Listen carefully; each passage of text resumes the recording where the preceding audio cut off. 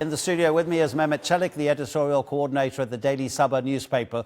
What a moment. Mehmet, did you see just now Pope Leo said a word into the microphone to those soldiers who are looking amazing in their turquoise coats, and they all shouted in unison something back to him? I've never seen that before.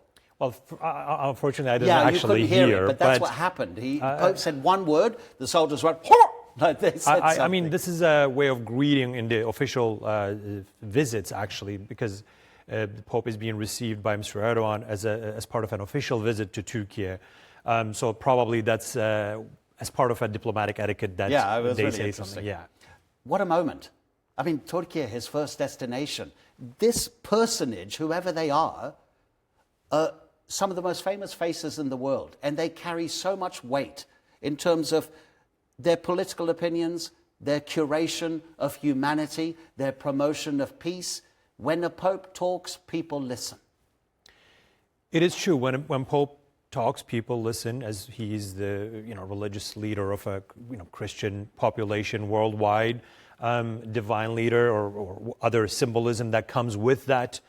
As I was watching the footage, one thing that came to my mind was this: Pope, as the leader of a Christian faith that's more than 1.5 billion perhaps, and Mr. Erdoğan, he's not a leader, official leader of the Muslim world. He's definitely not a religious leader, but he's a leader that has been part of the solutions or efforts to solve different problems in different parts of the world that affect Muslim world.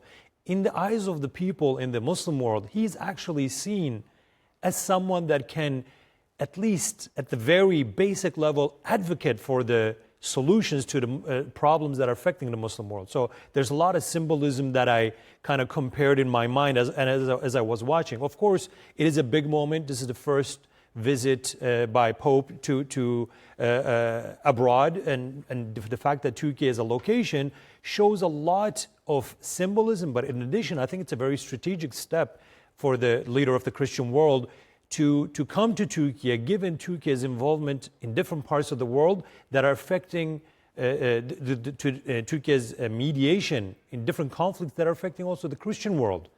I mean, when we talk about Ukraine-Russia conflict, when we talk about what is happening in Palestine right now, Turkey's presence, involvement, mediation, and as an actor, as part of a solution, has a lot to do with that parallel that Pope is also seeking to establish as a bridge between different faiths, as a bridge between different perspectives on and outlooks on the world problems. I think that's why Turkey, as a strategic actor in different parts of geographies, made Turkey a very valuable player.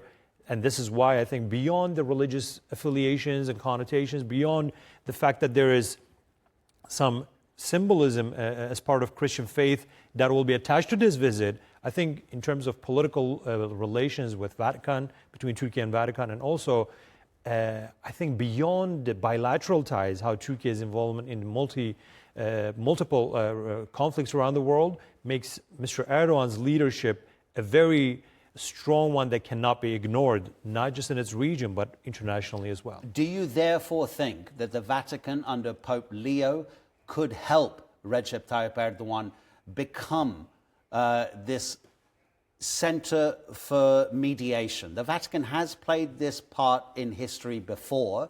The most recent example was it was a coincidence, right? It was Pope Francis's funeral, and Donald Trump met Vladimir Zelensky there at the Vatican. But if Pope Leo wants to get involved in politics, which previous popes have, it's part of the Vatican's tradition, he could help, could he not? Will they talk about the Middle East and the volatile security situation, do you think? Well, from many different angles, when you look at especially what's happening in the Middle East, they're almost on the same page anyway. So I think that the fact that also Pope Leo is American, Trump's relationship, and very recent level of relations between Turkey and the United States, Mr. Erdoğan and Donald Trump relationship, I think in a way it creates this invisible triangle of actors that could play a very significant role in solving the world's problems, despite some figures like Netanyahu that will do anything possible to become a an obstacle to the solutions. But Mr. Erdogan is already at the center of, let's say, Ukraine and Russia conflict. Mr. Erdogan and Turkey's leadership is on the table where the peace talks are taking place, or at least ceasefire talks, despite all the hurdles with Palestine issues. Mr. Erdogan's leadership is already acting as a mediator in different parts of the world, be it Northern Africa, be it Horn of Africa, or the South Caucasus. So Pope's involvement or Pope's relationship with Mr. Erdogan is at a political platform is, I think, only reinforcing that position. Mehmet, perfect timing. The director just said we're out of time. Thank you so much for coming in, Mehmet Celik.